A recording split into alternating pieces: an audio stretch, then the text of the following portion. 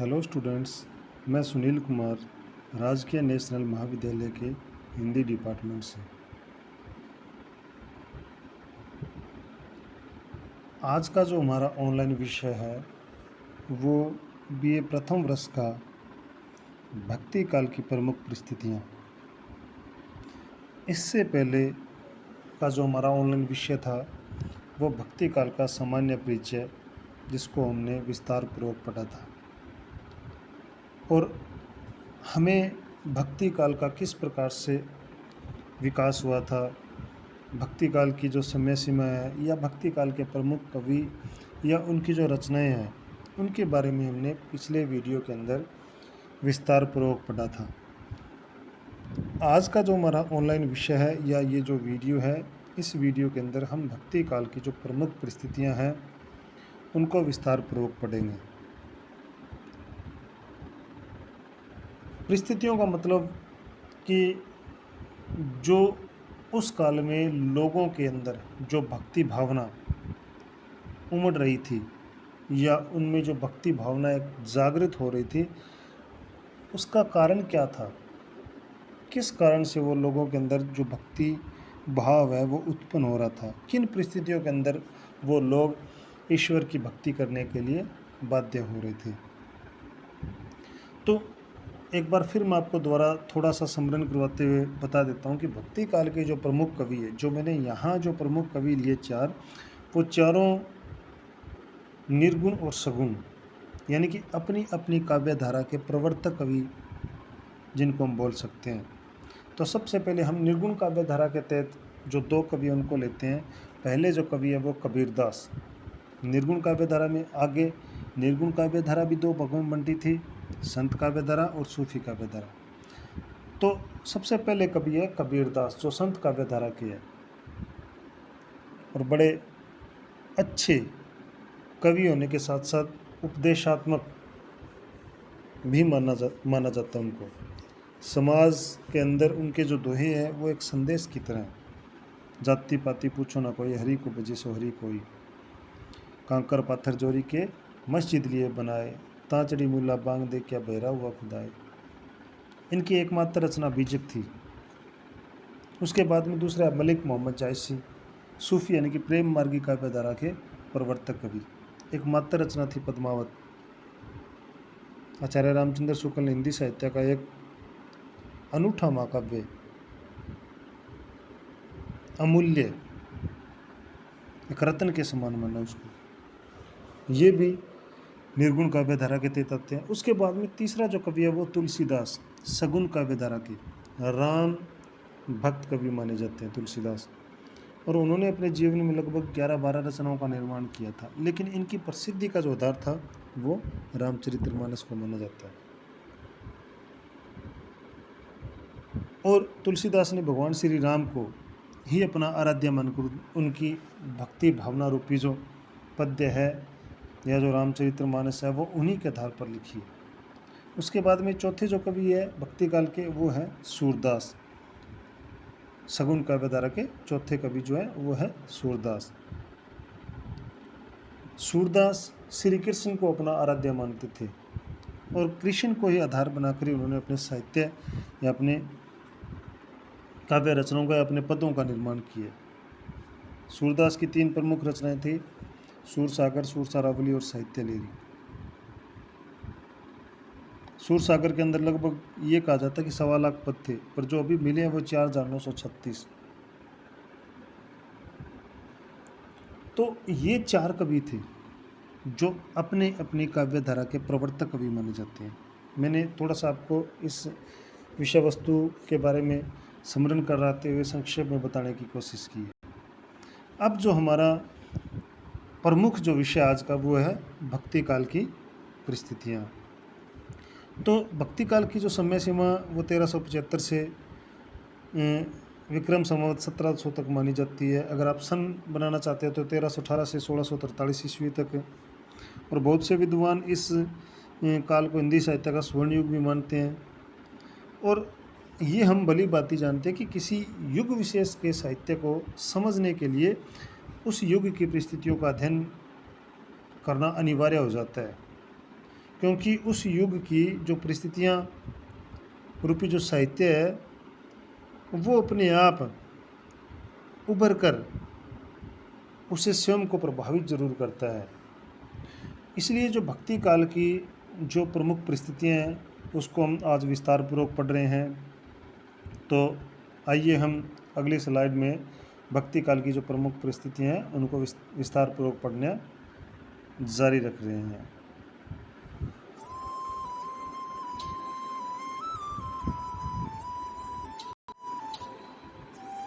तो आइए हम शुरुआत करते हैं सबसे पहले राजनीतिक परिस्थितियाँ। राजनीतिक दृष्टि से भक्ति काल का लगभग समय आतंक, अत्याचार, अशांति और संघर्ष का काल है।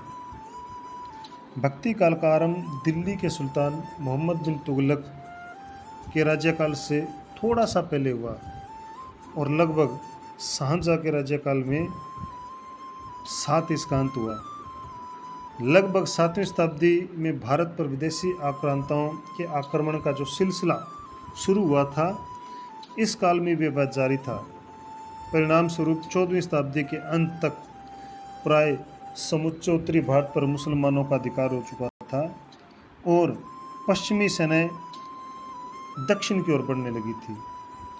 मोहम्मद गोरी के पश्चात दिल्ली का शासन मुख्य रूप से गुलाम वंश, खिलजी वंश, तुगलक और मुगल वंशों के हाथों में रहा। भारतीय जो राजा थे वो पराजित अवश्य हो गए थे, लेकिन विदेशी आक्रमणकारियों की आपसी फूट के कारण अभी तक उन्होंने इस पराजित मनोवृत्ति को स्वीकार नहीं किया था और वे अपनी स्वतंत्रता को बनाए रखने के लिए निरंतर प्रयत्नशील थे। मुगल सम्राट बाबर के आक्रमण के पश्चात ही यह सुदृढ़ केंद्रीय शासन की स्थापना उसकी। इतिहास साक्षी है कि बाबर का सारा जीवन युद्धों में समाप्त हो गया। हुमायूं और शेरशाह सूरी के शासनकाल भी राजनीतिक दृष्टि से महत्वहीन ही माने जा सकते हैं। हाँ, ये ज़रूर है कि अकबर ने अपने शासनकाल में भारत को राजनीतिक ठहराव प्रदान करने की कोशिश की और हिंदू मुसलमानों के मध्य बढ़ती हुई सांप्रदायिकता की खाई को कम करने का प्रयास जरूर किया था। जहांगीर और शाहजहाँ के शासनकाल में भी भारत में राजनीतिक शांति रही। परिणाम स्वरूप अकबर से लेकर शाहजहाँ तक के काल में ही भक्ति साहित्य को चरमोत्कर्ष प्राप्त हुआ, यानी कि वो अपने चरम पर था। और सबसे बड़ी बात यह है कि भक्ति काल के लगभग सारे कवि अपने देश के राजनीतिक वातावरण से अप्रभावित ही रहे, वो उनसे दूर ही रहे। कबीर, नानक, जायसी, तुलसी और सूरदास सरीखे प्रतिनिधि कवियों ने राजनीतिक वातावरण का प्रभाव ग्रहण नहीं किया। नानक और तुलसी ने इस ओर संकेत किए, लेकिन ये उनके मूल विषय कभी नहीं रहे। अतः भक्ति काल के अंदर जो राजनीतिक परिस्थितियाँ थीं वो भक्ति साहित्य के अनुरूप नहीं थी। हाँ, ये ज़रूर था कि ये जो कवि थे, कबीर, नानक, जायसी, तुलसी और सूरदास, ये सारे के सारे राजनीतिक वातावरण से दूर रहे और इस वजह से इनके भक्ति भावना रूपी साहित्य के अंदर एक शांति की प्रधानता रही। तो इस तरह से आज का जो हमारा जो है सबसे पहला जो पॉइंट है परिस्थितियों में, राजनीतिक परिस्थितियाँ, उसका हमने विस्तार पूर्वक पढ़ा। दूसरा है हमारा सामाजिक परिस्थितियाँ। सामाजिक परिस्थितियों के अंदर समाज किस प्रकार का था, लोगों का रहन सहन, खान पान कैसा था, उसके बारे में हम पढ़ते हैं कि जैसे 14वीं और 15वीं शताब्दी में हिंदू और मुसलमान जीवन के प्रत्येक क्षेत्र में उनका आपस में काफ़ी आदान प्रदान हुआ था। इससे जहाँ पारस्परिक सद्भावना यानी कि प्रेम भाव में वृद्धि हुई, वहीं जाति पाति, खान पान और विवाह आदि के जो बंधन है वो भी कठोरतर होते चले गए। कहीं कहीं हिंदू मुसलमानों में वैवाहिक संबंध भी स्थापित हुए। एक ही परिवार के कुछ लोग हिंदू रह गए और कुछ मुसलमान बन गए। हिंदुओं की बहु बेटियों के अपहरण की बढ़ती घटनाओं का असर यह हुआ कि हिंदू समाज स्वयं को निरंतर संकुचित छोटा एक घेरे में बंद करता हुआ चला गया। बाल विवाह, पर्दा प्रथा और वेश्यावृत्ति आदि बुराइयां प्रचलित होकर सामाजिक व्यवस्था को कमज़ोर करने लगी। यानी कि जो बाल विवाह और पर्दा प्रथा है वो यहीं से इसकी शुरुआत मानी जाती है। मुगलों ने शेरशाह सूरी द्वारा समाप्त की गई जमींदारी प्रथा को पुनः चालू कर दिया। इस प्रथा की छत्रछाया में पलने वाले जागीरदार, मनसबदार, बड़े बड़े रईस और जमींदार ऐश्वर्यपूर्ण जीवन व्यतीत करते थे। इसके विपरीत हिंदू समाज अभावों से ग्रस्त था। हिंदुओं के पास धन संचित करने के कोई साधन नहीं बचे थे। उनमें से अधिकतर को निर्धनता, अभावों एवं आजीविका के लिए निरंतर समाज के अंदर संघर्षशील अपना जीवन व्यतीत करना पड़ा। प्रजा के रहन सहन का स्तर बहुत ही निम्न कोटि का था। उनके ऊपर जो लगान कर होते हैं उनका सारा भार उन्हीं पर था। राज्य पद उनको बहुत ही कम मिले हुए थे। हालांकि सामाजिक ढांचे की इस अव्यवस्था को लक्ष्य करके कबीर और तुलसी ने इस दिशा में अपने सुधारात्मक स्वर और अधिक प्रबलता एवं वेग के साथ अपने साहित्य का निर्माण किया था, ताकि समाज के अंदर एक संदेश जाए। तो जो सामाजिक परिस्थितियां थी वो हिंदुओं के बिल्कुल अनुकूल नहीं थी। उनमें अपनी बहु बेटियों के अपहरण की बढ़ती घटनाओं का, बाल विवाह और प्रथा प्रथा के साथ साथ वेश्यावृत्ति जैसी कुरीतियाँ जो थी, बुराइयाँ, वो समाज को और अधिक कमज़ोर करने का कार्य कर रही थी। तो हम ये कह सकते हैं कि भक्ति काल में जो सामाजिक परिस्थितियाँ हैं वो समाज के अनुकूल नहीं थी। तीसरा है धार्मिक परिस्थितियाँ। धार्मिक परिस्थितियों के अंदर हम ये कह सकते हैं कि जैसा हमने राजनीतिक और सामाजिक परिवेश के बारे में पढ़ा है उसी के अनुरूप ही धार्मिक परिवेश का होना संभाविक था। क्यों? क्योंकि जैसा राजनीतिक परिवेश था, वातावरण था, जैसा सामाजिक वातावरण था, तो धार्मिक वातावरण भी उसी के अनुरूप ही होना संभाविक था। भक्ति काल के प्रारंभ में हिंदू धर्म अनेक संप्रदायों और मतों में बुरी तरह से बंटा हुआ था। वैष्णव संप्रदाय, शैव संप्रदाय, शाक्त, स्मार्त, सिद्ध, नाथ, वाममार्गी एक दूसरे की जान लेने पर उतारू होते रहते थे। इसी समय इस्लाम का प्रभाव भी भारतीय धर्मों पर पड़ना शुरू हो गया था। शासक वर्ग हिंदू धर्म पर अनेक प्रकार के अत्याचार करके उनके पवित्र ग्रंथों और पूजा स्थलों को नष्ट करने पर तुला हुआ था। यानी कि जो मुस्लिम शासक वर्ग था वो भारतीय पवित्र ग्रंथों को, उनके पूजा स्थलों को नष्ट करने पर उतारू हुआ था। वल्लभाचार्य ने इस और स्पष्ट बताया भी था कि देश मलेच्छाक्रांत है, मलेच्छा मुसलमानों का आक्रांत है। गंगा आदि तीर्थ दुष्टों द्वारा भ्रष्ट हो रहे थे। अशिक्षा और अज्ञान के कारण वैदिक धर्म नष्ट हो रहा था। भक्ति काल में उत्तर भारत में अनेक धार्मिक संप्रदाय, रामानंदी संप्रदाय, संत संप्रदाय, वल्लभ संप्रदाय आदि का जन्म हुआ। इन संप्रदायों का जीवन, साहित्य तथा दार्शनिक विचारधारा सरल एवं सुगम था। सभी अपने अपने दृष्टिकोण का प्रचार प्रसार जनता की भाषा में कर रहे थे। जाति, वर्ण व्यवस्था आदि से संबंधित उनके विचार अत्यंत उदार और दयावान थे। भक्ति और धर्म का मार्ग सबके लिए खुल चुका था। सभी अपने अपने हिसाब से ईश्वर की भक्ति कर रहे थे। कोई किसी मत में दीक्षा प्राप्त कर रहा था तो कोई किसी ईश्वर की भक्ति कर रहा था। इसलिए धार्मिक दृष्टि से भक्ति काल में दो मत, संत और भक्त, प्रचारित हुए। निर्गुणवादियों को संत और सगुणवादियों को भक्त कहा जाता था। एक और निर्गुणी संतों और सूफियों ने धार्मिक सहिष्णुता का मार्ग को आगे बढ़ाने का कार्य किया, तो दूसरी ओर सगुणवादी राम भक्ति शाखा और कृष्ण भक्ति शाखा ने मिलकर मानवीय धर्म को अधिक विस्तृत वातावरण प्रदान करने का कार्य किया। इसलिए यह सहज ही कहा जा सकता है कि इस काल में जहाँ अध्यात्मवादी दृष्टिकोण को प्रादुर्भाव मिला, वहीं विशुद्ध मानवीय धर्म को भी बल मिलता प्राप्त हुआ। कि धार्मिक परिस्थितियाँ हमारे लिए कमज़ोर रही, क्योंकि जो मुस्लिम शासक थे वो भारतीय लोगों को डरा धमका कर उनसे धर्म परिवर्तन करवा रहे थे। अगर कोई डर नहीं रहा था तो उसको मरवा देते, या फिर उसे सत्ता का लालच देकर धर्म परिवर्तन करवा रहे थे। उसके बाद में है सांस्कृतिक परिस्थितियाँ। सांस्कृतिक परिस्थितियों के अंदर ये स्पष्ट है कि जो भारत की संस्कृति है उसका मूल मंत्र है समन्वय की चेष्टा, कि सभी को समान लेकर चलना। भक्ति काल में निरंतर होने वाले बाह्य आक्रमणों का एक परिणाम यह भी हुआ कि बाह्य आक्रमणकारी अपने साथ अपने संस्कृति को भी लेते हैं, जो आने वाले समय में भारतीय संस्कृति का एक अभिन्न अंग बनती चली गई थी। मध्य काल के अंदर धर्म साधना में प्राय सभी पूर्व के जो लोग थे उनकी प्रमुख जो धर्म साधनाएं किसी न किसी रूप में अवश्य पाई जाती थी। उनमें शैव, शाक्त, भागवत धर्म साधने प्रमुख मानी गई है। विभिन्न धर्मों अथवा संप्रदायों के बीच उनके उपधर्मों का बनना मध्यकाल की मानो विशेषता ही बन गई थी।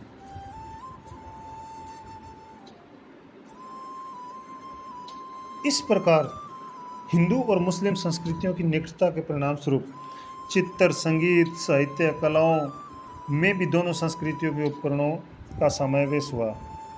इस काल के नायक नायकों के नयनाभिराम चित्रों में भारतीय एवं ईरानी संगीत के सम्मिश्रण में तथा आदि ग्रंथ में प्राप्त राग रागनियों और शैलियों में इस समन्वय की झलक प्राप्त होती है। इस वातावरण में भक्ति आंदोलन का विकास हुआ। जो मुस्लिम आक्रमणकारी थे वो अपने साथ अपने धर्म को, उनका रहन सहन, खान पान, रीति रिवाज, तीज त्यौहार, कपड़े पहनने का ढंग, यहाँ तक कि वो अपनी भाषा के जो शब्द है वो भी भारतीय लोगों के साथ साझा करने लगे। और यही नहीं कि वो जो लोग हैं अपनी संस्कृति हमें दे कर गए, वो हमसे भी हमारा रहन सहन, खान पान, हमारे तीज त्यौहार, यहाँ तक कि हमारी भाषा के शब्द भी अपने साथ लेकर गए थे। तो इस प्रकार हम ये कह सकते हैं कि कुछ हद तक सांस्कृतिक परिस्थितियाँ भक्ति काल में ठीक थी और कुछ हद तक ठीक नहीं थी। उसके बाद में अंतिम हमारी है साहित्यिक परिस्थितियाँ। साहित्यिक परिस्थितियों के बारे में ये कहा जाता है कि ये भक्ति काल में अपने चरम पर थी। साहित्यिक परिस्थितियाँ ही एक ऐसी परिस्थितियाँ माना जाता है जो भक्ति काल में खुले मन से और बिना भय के लिखा गया था। और इसी कारण भक्ति काल में हिंदी साहित्य का सर्वश्रेष्ठ काल इसको करार दिया गया है। फिर भी मुगलों ने फारसी को राजभाषा का सामान देकर संस्कृत और हिंदी को गौण स्थान पर बिठा दिया था, यानी कि खड़ी बोली भी थी क्योंकि मीर खुसरो समय चल रहा था।